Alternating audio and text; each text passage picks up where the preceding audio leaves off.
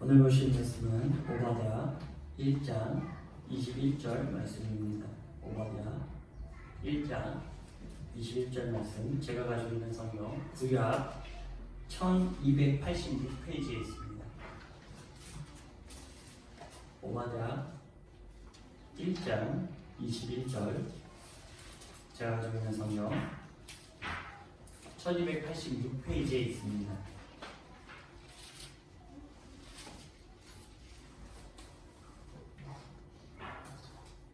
네, 함께 봉독하도록 하겠습니다. 21절입니다. 구원받은 자들이 시온산에 올라와서 에서의 산을 심판하니 나라가 여호와께 속하리라. 아멘. 네, 저번 주에 윤여선 이용미 교수님의 그 특수능력을 역전되리라 찬양을 불러주셨는데, 그 찬양이 고요처럼 지금 코로나19의 어려움이 기쁨으로 역전되기를 소망합니다. 네, 오늘은 또 역전이라는 제목으로 말씀을 나누려고 합니다. 오늘 보려는 이 오바댜의 말씀은 굉장히 생소하게 느끼시는 분들이 많을 거예요. 아, 이런 성경이 있었나? 이런 말씀이 있었나? 할 정도로 아마 이 오바댜에 대한 말씀을 접하기가 쉽지는 않았을 것 같아요. 그만큼 이 말씀이 너무나 또 오묘하고 너무나 그 강렬한 메시지가 있기 때문에 준비하는 저도요, 굉장히 뭔가 다 정해져 있고 말씀이 나왔음에도 불구하고 되게 많이 이렇게 말씀을 붙잡고 실무했던 게 너무 오랜만이었던 것 같아요. 너무 알고는 있지만 뭔가 드러나지 않을 정도로 그만큼 이 오바댜의 말씀이 저에게는 너무나 심오하고 또 너무나 강렬한 그런 메시지가 있었습니다. 오바댜 선지자, 이 오바댜라는 사람이 이 책을 썼는데요. 오바댜는 오바댜라는 히브리 원어, 오바디는 뭐냐면 그 섬기다, 그리고 야는 하나님을 나타내는 거죠. 그래서 하나님을 섬기다, 하나님의 종이라는 뜻을 가지고 있습니다. 근데 당시에 이 오바댜라는 이름은요, 이 유대사에 굉장히 많았어요. 아주 흔했던 그런 이름입니다. 그리고 이 글을 쓴 그 배경은요, 바벨론이라는 나라, 그 바벨론이라는 나라에 의해서 BC 586년경에 그 바벨론에 의해 남유다가 멸망했던 그 시기 전후로 쓰여진 책이라고 그렇게 볼 수 있습니다. 그러니까 이 이스라엘이라는 나라가 타국으로 인해서 완전히 멸망했을 때, 그때 이 책이 쓰여졌다라고 보시면 될 것 같습니다. 오바댜는요, 구약 성경 중에 아주 가장 짧은 책이지만 그 속의 메시지만큼은 아주 강렬합니다. 그리고 그 또 하나의 특징이 있는데, 요나서와 같이 이방인에 대한 이야기를 하고 있다는 거예요. 보통 성경은 이 이스라엘에 관한 유다 민족에 대한 내용을 담고 있다면, 이 오바댜는요, 타국 에돔이라는 나라에 대한 하나님의 메시지를 전하고 있다는 거죠. 근데 요나서와는 다르게요, 이 오바댜는요, 에돔에 대한 나라에 대한 회개 촉구라든지 회복에 대한 내용은 없어요. 단지 어떤 내용으로 끝나냐, 철저한 심판의 내용으로, 철저히 무너지고 멸망하는 내용으로 끝이 난다는 거예요. 보통 모든 성경은 이 66권의 성경을 바라보면 회복에 대한 말씀이 분명히 있거든요. 너희들이 이런 잘못을 했기 때문에 이런 심판이 있을 것이고, 이런 심판이 있은 이후에는 너희들이 회개하고 돌아오고 그런 회복이 너희에게 있을 것이다. 결국 모든 마무리는 그 회복으로 끝나지 않습니까? 근데 이 오바댜는 그렇지 않다는 거예요.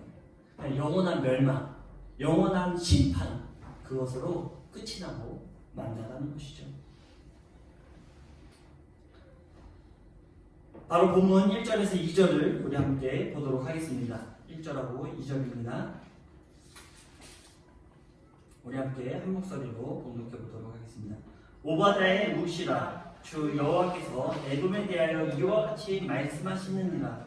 우리가 여호와께로 말미암아 소식을 들었나니 곧 사자가 나라들 가운데 보내심을 받고 이르기를 너희는 일어날지어다. 우리가 일어나서 그와 싸우자 하는 것이니라. 보라, 내가 너를 나라들 가운데 매우 작게 하였으므로 내가 크게 멸시를 받는다. 자, 오바다의 묵시입니다. 하나님께서 오바다에게 묵시를 주시는데 어떤 묵시냐? 바로 에돔에 대한 이야기를 너에게 묵시로 주겠다라고 시작을 하죠. 그런데요, 시작부터 심판을 얘기하고 있습니다. 곧 사자가 나라들 가운데 보내심을 받고 이르기를 너희는 일어날지어다. 우리가 일어나서 그와 싸우자. 그가 누구냐면 바로 에돔이에요. 그 주변 국가의 사람들이 뭉쳐서 야, 이제 우리가 일어나서 저들을 쳐부시자. 그런 얘기를 지금 하고 있는 거예요. 저들이 누굽니까? 그들이 누굽니까? 바로 에돔이라는 점이에요. 그런데 2절에 보면은 그 나라, 에돔이란 나라를 매우 작게 하였으므로 내가 크게 멸시를 받느니라. 완료형으로 얘기를 하고 있죠. 과거의 미래에 대한 예언인데도 불구하고 과거형으로 얘기하고 있습니다. 그만큼 완벽하게 심판하실 것이다. 이것을 이야기하고 있죠. 하나님은 오바다라는 선지자를 부르시고 그에게 계시를 주십니다. 그 계시의 내용을 나타내고 있는데 1절부터 16절은 바로 이 에돔의 멸망에 대한, 이 에돔의 심판에 대한 내용을 담고 있고요. 그리고 17절부터 21절의 내용은요, 멸망한 이스라엘의 회복을 말씀하고 계세요. 1절부터 17절까지는 에돔 너희들 나라가 멸망할 것이다. 그리고 17절 이후에 17절부터 21절까지의 말씀은 멸망했던 이스라엘, 지금 어떤 시대라고 했죠? 바벨론에 의해 이스라엘이 멸망했던, 완전히 폐허가 된 그 이스라엘에게는 뭘 얘기하고 있냐면 너희들이 회복될 것이다. 에돔은 멸망하고 이스라엘은 회복될 것이다. 그 얘기를 지금 오바다에서 하고 있는 거예요. 제가 결론적으로 말씀드리자면요, 이 얘기를 꼭 기억해 주셨으면 좋겠어요. 결론부터 말씀드리자면 에돔이라는 나라는요, 에서의 후손입니다. 에서의 후손이 세운 나라로 육신에 속한 사람들을 대표하고 있습니다. 에서는 육신에 속한 사람을 대표하고 있죠. 그 에서의 후손이 세운 나라, 그 나라가 바로 에돔입니다. 에서의 다른 이름이 에돔이에요. 그리고요, 이스라엘은 야곱의 후손이 세운 나라로 바로 영에 속한 사람을 대표하고 있어요. 즉, 육에 속한 사람은 영원한 멸망과 심판이 있을 것이고, 영에 속한 사람은 영원한 구원과 회복이 너희들에게 있을 것이다. 이것을 바로 이 오바다서에 담고 있다는 거예요. 그래서 제가 초반에 말씀드렸듯이 에돔에 대한 것은 육에 속한 사람들에 대한 회복은 이제는 존재하지 않게 되는 거죠. 육에 속한 사람은 철저하게 심판받는 것으로 끝나고, 영에 속한 이스라엘, 영에 속한 야곱은 영원한 회복과 하나님의 보호하심이 있다는 거예요. 그것이 바로 이 오바다가 우리에게 주는 메시지입니다. 그렇다면 에돔은 어떤 나라일까요? 에돔 잠깐 보시면 여기 보이시죠? 여기가 에돔이에요. 여기 위에가 이제 이스라엘이고, 이 에돔이 여기 바로 밑에 남동쪽으로 해서 붙어 있죠. 바로 이제 붙어 있는 그런 나라입니다. 그렇다면 이 에돔은 어떤 나라고, 또 왜 하나님께서 심판을 말씀하셨을까요? 왜 심판을 얘기했을까요? 하나님은 그 첫 번째 심판의 이유가 나옵니다. 바로 그 심판의 이유는 이 에돔이라는 나라가 교만했다는 거예요. 그러니까 육에 속한 사람들의 특징은요, 교만하다는 거예요. 모든 삶의 기준이 나의 기준에 맞춰 있다는 거죠. 모든 기준은 어디에 있어야 합니까? 바로 하나님에 있어야 합니다. 하나님은 사랑이고 긍휼이고 자비이십니다. 그거에 포커스가 맞춰져 있어야 된다는 것이죠. 내 생각, 나의 마음에 맞춰져 있으면 안 된다는 거예요. 그런데 이 에돔이라는 나라가 철저하게 자기중심적이었다는 거예요. 철저하게 교만했다는 것입니다. 에돔은 야곱의 형인 에서의 별칭으로 에서의 후손이 세운 나라로, 기록 당시 에돔은 굉장히 부유했던 나라입니다. 이 에돔은요, 굉장히 부유했어요. 왕의 대로 한번 들어보셨을 텐데, 킹스 로드라고 하는데요, 그 무역을 통과하는 도로거든요. 그 길에 한가운데 있었어요. 그렇기 때문에 왔다 갔다 하는 사람들의 통행세 많은 것도 굉장히 부유했던 그런 나라였습니다. 또한 에돔의 수도 셀라는요, 지금은 요르단의 페트라로 잘 알려져 있습니다. 보시면 얘가 페트라예요. 한번 보신 적 있으실 거예요. 이 페트라, 요르단에 있는 페트라입니다. 여기가 어디냐면 바로 에돔의 수도 셀라였다는 거예요. 보시면은 저기 길이, 이 페트라로 들어가는 저 길이 협곡으로 굉장히 좁은 것을 볼 수 있죠. 그러니까 이것을 다른 말로 하면요, 적군이 쳐들어올 때 굉장히 힘들다는 거예요. 저기만 방어를 잘하면 어떻게 되나? 막아낼 수 있다는 거죠. 그래서 이 페트라는 높은 지형에 있으면서도 아주 천의 요새에 아주 좋은 조건을 갖고 있었다는 거예요. 부를 축적하기에도 좋고요, 적을 방어하기에도 좋은 그런 환경을 갖고 있었다는 거죠. 그러나 역설적이게도 이러한 조건이 바로 에돔을 멸망으로 이끌었다는 사실입니다. 제가 전에 사람의 원죄는 무엇이라고 했죠? 사람이 죄를 짓기 시작하면 원죄 처음에 시작된 죄가 뭘까요? 그 선악과. 어떤 마음이죠? 사단이 와서, 그죠? 네가 하나님처럼 될 것이다. 사람에 대한 교만이, 하나님처럼 되고자 하는 그 교만이 사람의 원죄의 시작이에요. 내가 하나님처럼 되겠다. 내가 하나님처럼 되고자 하는 것이 모든 사람의 원죄적으로 갖고 있다는 거예요. 우리가 미비하고 모를 때는 잘 느껴지지 않지만요, 그런 말이 있죠. 완장만 채워지면, 사람이 완장만 채워지면 사람이 돌변하더라고요. 참 희한해요. 그렇게 되지 않길 바랍니다. 우리 부모님들은 날마다 겸손해져 나가시길 바랍니다. 결국 그 완장이요, 나에게 치명적으로 다가올 수 있다는 거예요. 마치 에돔처럼. 제가 예전에 영화 군함도라는 영화를 봤는데 소지섭이 완장을 차게 됩니다. 그랬더니 이 조선인들을 아주 핍박하는 거예요. 완장만 채워지면. 사람들이 나는 안 그러겠지 하는데 조심하십시오. 누구든지 그럴 수 있습니다. 왜냐하면 우리가 기본적으로 갖고 있는 원죄, 본능적인 죄가 바로 교만이기 때문이에요.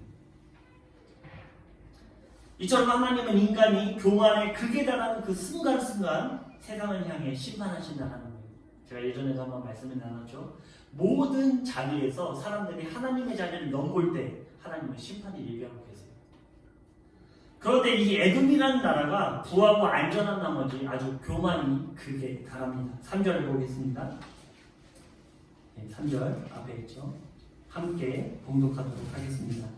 너의 마음의 교만이 너를 세우도다. 바위 틈에 거주하며 높은 곳에 사는 자여, 내가 마음에 이르기를 누가 능히 나를 땅에 끌어내리겠느냐 하니. 지금 이 에돔의 고백이에요. 뭐라고 얘기합니까? 바위 틈에 거주하며 높은 곳에 사는 자여, 네가 마음에 이르기를, 에돔이 마음에 이르기를 뭐라고 얘기하냐면, 누가 능히 나를 땅으로 끌어내리겠느냐. 에돔은 천의 요새 모든 조건과 부를 가지다 보니 교만해졌습니다. 그 고백이 높은 곳에 사는 나를 누가 능히 땅에 끌어내리겠느냐라는 것입니다. 보통 높은 곳은 하나님이 계신 곳을 뜻합니다. 즉 그 교만의 끝이 하나님의 위치까지 올라간다는 거예요. 보통 사람들은 세상에서 권위를 가지고 권력을 얻게 되면 대부분 교만하게 됩니다. 이것이 사람의 습성이에요. 나는 아니다라고 말할지 모르겠지만 모든 사람이 그럴 수 있는 것입니다. 보통 뉴스에 보면은 그 대기업 회장들이라든지 그 가정, 그리고 정치인들 보면은 그런 부와 권력으로 자신들에게 속해 있는 사람들을 물건 취급하는 경우를 보게 돼요. 사람으로 보지 않는 거예요. 나에게 속해 있는 소유물로 생각을 하는 것입니다. 이런 사람들은 법 위에 있으면서 무소불위의 권력을 누리며 자신들의 최고의 권위로 높이는 것을 그 낙으로 살아가면서 그 교만의 끝을 향해 다가가고 있죠. 그런데요, 또 이렇게 만든 이유도 있어요. 무슨 이유입니까? 주변 사람들이요, 나쁜 소리를 할 수가 없는 거예요. 이 사람들한테 잘 보여서 나도 한 자리를 해야 되니까, 그 권력에 나도 편입이 돼야 되니까, 나도 그 교만의 자리로 들어가야 되니까 이 사람들한테 나쁜 소리를 하지 않고 아부를 떨게 되죠. 그렇습니다. 그러다 보니까 이 사람들이 사람들에 대한 인격적으로 돌아보는 것이 아니라 물건으로 보게 된다는 것이죠. 바로 에돔이란 나라가 그랬는데 7절에 보면 이방의 나라들이 겉으로는 화친을 말했지만 속으로 이들을 위해 함정을 파고 있었다라고 하고 있습니다. 쉽게 말해 겉으로는 아부하고 좋은 말만 했지만 속으로는 그들을 저주하고 있었다는 거죠. 이렇게 무너지지 않을 것 같은 에돔은 누가 내리겠다라고 말씀하고 계십니까?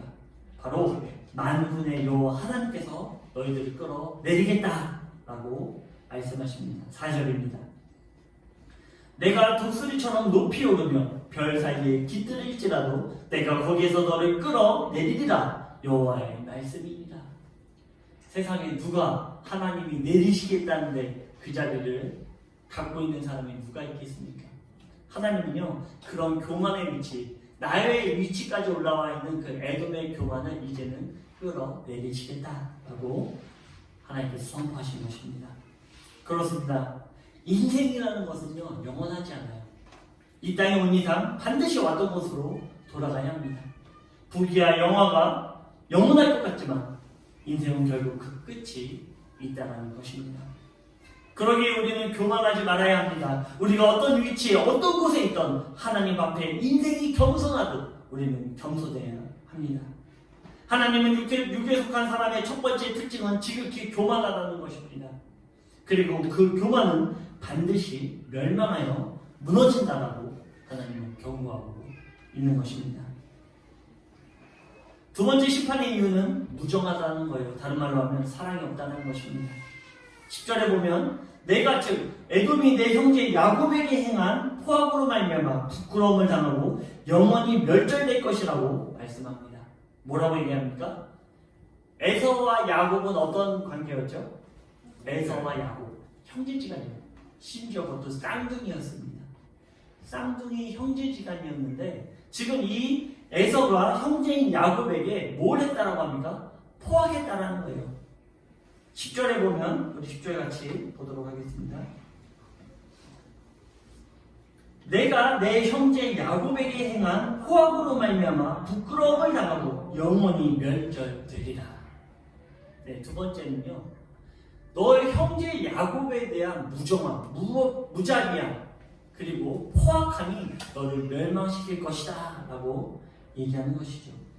남유다가 바벨론에 의해 무참히 무너질 때 이 에돔이라는 나라는 돕기는커녕 구경하고 있었으며 심지어 좋아하기까지 했습니다. 그들의 무너짐을 보고요 입을 벌려 웃기까지 했습니다. 심지어 바벨론에 동참하여 형제 국가인 남유다를 심하게 괴롭혔습니다. 그 내용은 11절부터 14절의 내용입니다. 우리 함께 11절부터 14절 함께 읽도록 하겠습니다. 내가 멀리 섰던 날 곧 이방인이 그의 재물을 빼앗아가면 외국인이 그의 성문에 들어가서 예루살렘을 얻기 위하여 제비를 뽑던 날에 너도 그들 중 한 사람 같았느니 뭐라고 얘기합니까? 이방인이 거기에 쳐들어가서 재물을 빼앗는 그날에 너희들도 그 자리에 함께 있어서 제비를 뽑았다는 거예요. 너 뭐 가질래? 나 이거 가질래. 서로 제비 뽑아서 너 이거 가져. 너 저거 가져 할 때 이 에돔이란 나라도 거기에 있었다는 거예요. 12절 내가 형제의 날 곧 그 재앙의 날에 방랑할 것이 아니면 너는 방랑하지 말았어야 된다. 도왔어야 된다는 거죠. 또 유다 자손이 패망하는 날에 기뻐할 것이 아니면 심지어 기뻐하기까지 했습니다. 그 고난의 날에 내가 입을 크게 벌릴 것이 아니면 입을 크게 벌렸다는 거죠. 크게 웃었다는 거예요. 야 쌤통이다. 야 잘됐다. 이러고 있었다는 거예요. 13절 내 백성이 환난을 당하는 날에 내가 그 성문에 들어가지 않을 것이며 환난을 당하는 날에 내가 그 고난을 방관하지 않았을 것이며 환난을 당하는 날에 내가 그 재물에 손을 대지 않을 것이며 내 고리에 서서 그 도망하는 자들을 막지 않을 것이며 고난 날에 그 남은 자를 원수에게 넘기지 않을 것이니라. 이 에돔이라는 나라예요. 남유다가 무너지니까 어디로 도망칩니까? 에돔으로 도망치죠. 그런데 이 에돔 사람들이 어떻게 했냐면요. 도망쳐오는 이 남유다 사람들을 잡아다가 바벨론으로 보내버렸다는 거예요. 자신들에게 도움을 청하는 사람들에게 오히려 그 사람들을 잡아다가 바벨론으로 넘겨버렸다는 거죠. 이런 폐악한 일을 한 나라가 바로 이 에돔이라는 나라. 근데 에돔이라는 나라는 어떤 나라라고요? 이 남유다의 그냥 이스라엘의 형제국가였다는 거죠. 너희들이 어떻게 형제에게 그럴 수 있느냐라고 이야기를 하고 있는 것입니다. 10절에 보면 분명하게 내 형제 야곱이라고 말씀하시는데 이것은 사랑의 가장 근본 모델인 가족을 이야기하고 있어요. 가족이라는 모임은 어떤 모임입니까? 가족이라는 공동체는 어떤 공동체입니까? 마땅히 사랑해야 되죠. 마땅히 보호해야 되죠. 마땅히 감싸 안아줘야 됩니다. 그리고 고난을 당하면 도와야 되는 것이 가족이에요. 어떻게 우리 군우님들 우리 가족이 어려움을 당하는데 넉넉히 보시고만 있으실 분 계십니까? 아유 뭐 어쩔 수 없죠.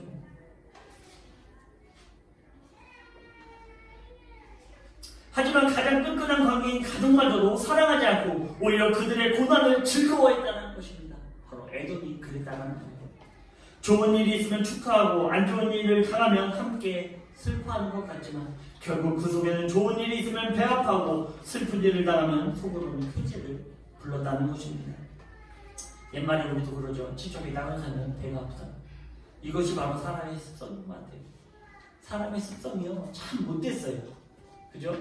사람만큼 못된 존재는 없는 것 같아요. 제가 봤을 때 참 이기적입니다.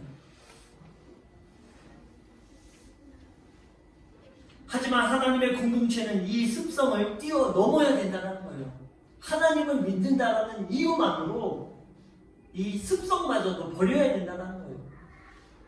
이웃에 대한 사랑이 없다면 하나님은 어떻게 하신다고요? 심판하신다는 거예요. 에돔은 이렇게 교만하였고 자신의 가족마저도 돌아보지 않는 무정한 상태였습니다. 하나님을 섬긴다는 우리는 분명히 경계할 것이 있는데 이것은 바로 교만이고 무정함입니다. 믿음은 우리가 생각한 것 이상으로 아주 적극적이에요. 우리가 하나님을 믿는다는 것은요 수동적이지 않습니다. 아주 적극적이에요. 심할 정도로 적극적입니다. 누군가의 기쁨을 보고 진심으로 기뻐하지 않고 누군가의 슬픔을 보고 진심으로 슬퍼하지 않는다면 하나님께서는 심판하신다는 거예요. 수동적이지 않죠. 그냥 방관하는 것도 잘못했다는 것입니다. 에돔의 큰 죄 중에 하나가 방관했다는 거예요. 너희들이 무너지는 날에 가만히 있지 말았어야 되는데 너희는 방관하고 있었다는 거예요. 하나님을 믿는다는 것은요 조금 더 적극적입니다. 우리가 생각하는 것 그 훨씬 이상으로 아주 적극적이에요. 사랑하는 것도요 적극적이에요. 슬픔을 함께 나누는 것도요 조금 더 적극적이어야 된다. 그냥 말로만 그래 뭐 지나갈 거야 이래서는 안 된다는 거죠. 그 슬픔을 덜을 수 있는 나의 무언가를 나눠야 된다는 거예요. 근데 분명한 약속은 무엇이냐면 하나님은요 사랑하는 자에게 사랑을 더해 주시고요 슬픔을 나누는 자에게 그 나눔에 대한 대가를 배로 주신다는 거예요. 그것이 바로 하나님의 방법입니다. 우리는 하나님의 방법을 너무나 잘 알고 있어요. 근데 잘 알고 있으면서도 사람의 습성이 날마다 나도 모르게 불쑥불쑥 나온다는 거예요. 그러지 말아야 되는데 미워하지 말아야 되는데 배 아파하지 말아야 되는데 불쑥불쑥 튀어나온다는 거죠. 그런데 그럴 때일수록 누구를 의지해야 됩니까? 바로 예수님을 의지해야 된다는 거예요. 바로 그 역전의 사항이 어디에 기록되고 있습니까? 19절부터 21절까지 에돔이라는 나라가 이스라엘에 대하여 어떻게 했습니까? 아주 포악했죠. 나 살려줘 나 도와줘 했던 이 이스라엘 백성들을 팔아 넘겼습니다. 근데 그 역전의 사항이 나오는 거예요. 지금 그렇게 너희들을 괴롭히고 너희들에게 그 사랑을 함께하지 못하고 그 슬픔을 함께 나누지 못했던 에돔 너희는 내가 철저하게 멸망시킬 것이오. 지금 에돔의 나라는 어떻다고요? 굉장히 부유하죠. 그 교만의 끝이 어디에 가 있다고요? 하나님의 위치까지 가 있는. 그러나 너희들은 내가 끄집어 내릴 것이다. 반대로 무슨 역전을 얘기하고 있습니까? 지금 이 이스라엘이라는 나라는요 멸망했어요. 누구도 그 회복을 얘기할 수 없는 아주 처참하게 무너진 그 상황이라는 거죠. 그런데 그런 이스라엘에게는 뭐라고 얘기합니까? 너희들이 시온의 산에 오를 것이다. 너희들이 시온의 산에 올라 에서의 산을 심판할 것이다.